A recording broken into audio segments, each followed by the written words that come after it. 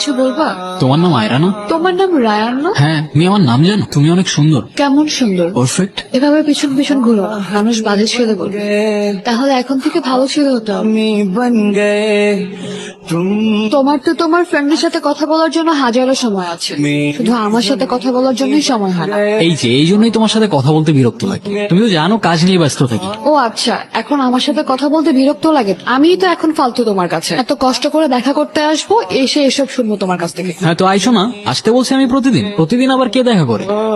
হ্যাঁ কি হয়েছে বলো। তোমাকে আমি কতগুলা কল দিছি, তুমি কল কেন ধরতেছো না? হ্যাঁ তো আমিও তো কল কেটে দিলাম কতবার। তুমি ঘুমাবো কেন বুঝতেছো না? তুমি সকালে কাজে যাবা, সারাদিন একটা টেক্সট করবা না, রাতে কল দিবা না, আমাদের কথাটা কখন হবে বলবে একটু আমাকে। প্লিজ এখন তুমি সিন ক্রিয়েট করো না এসব। আমার একটু ঘুমাইতে দাও, আমার সকালে উঠতে হবে।